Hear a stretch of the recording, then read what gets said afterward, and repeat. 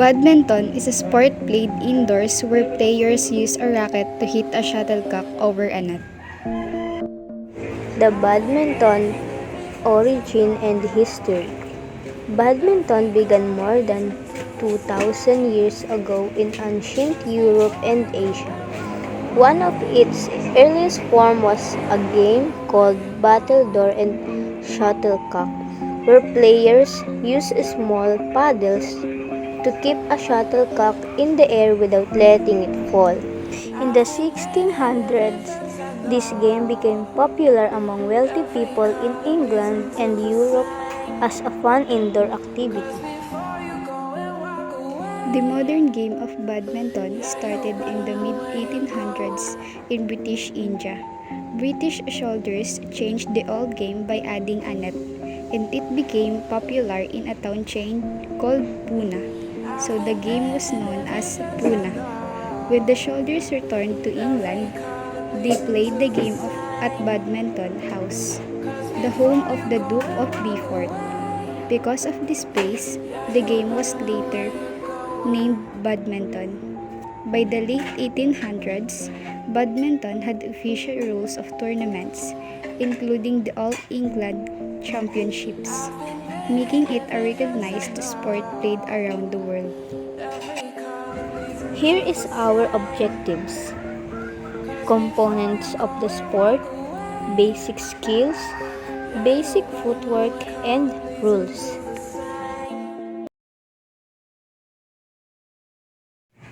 The court is rectangular. For singles, it is 13.40 meters long ago and 5.18 meters wide.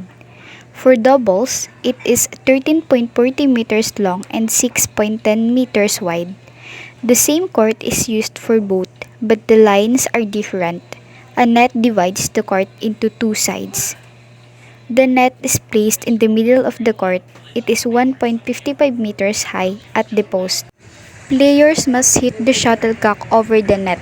Players wear a badminton uniform made of shorts or skirts and short-sleeved shirts. Any color is allowed. In doubles, both players wear the same uniform. Shoes are usually flat for better movement.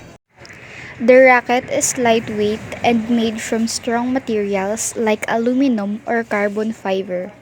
It is used to hit the shuttlecock. The shuttlecock or shuttle is made of cork and feathers and weight about 5 grams. Hi, we are here to demonstrate The basic skills of badminton.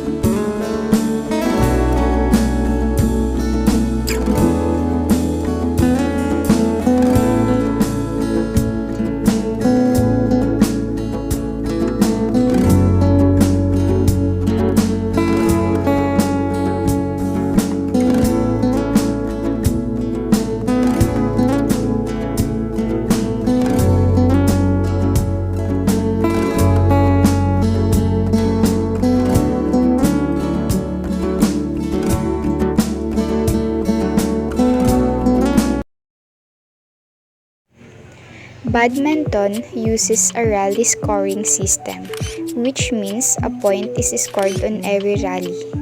A game is played to 21 points and the player or team must win by 2 points. A match is usually best of 3 games. Serving rules must be followed. The shuttle must be hit below the waist and racket must point downward, and both feet must stay inside the service court. A fault happens if the shuttle is hit out, does not cross the net, is hit twice, or if the shuttle is illegal. The shuttle is in play when it lands inside the court lines. It is out of play when it lands outside the lines, hits the net and does not cross, or a fault is committed. In singles, the server serves from the right court if the score is even and from the left court if the score is odd. If the server wins the rally, they continue serving. If not, the serves goes to the opponent. In doubles, serving follows the same even and odd rule. The serves alternates between partners, and the server continues until the rally is lost.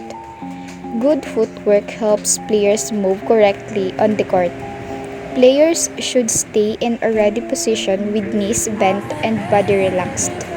Movement includes shuffling side to side, stepping or lunging forward, and moving quickly backward to reach the shuttles. There are 4 types of serves. High serve sends the shuttle to the back of the court. Low serve drops the shuttle just over the net. Flick serve looks like a low serve but goes higher to surprise the opponent. Drive serve, fast and low, aimed toward the backcourt. There are some basic badminton terms includes ace, a serve that scores without being touched. Lift, a high shot from near the net to the backcourt. Smash, a strong overhead shot hit downward. Clear, a high shot hit deep into the opponent's court. The umpire enforces the rules and keeps score, while line judges decided if the shuttle is in or out. There is a 60-second break when a player or team reaches 11 points. A 2-minute break between games and the change of ends in the third game at 11 points.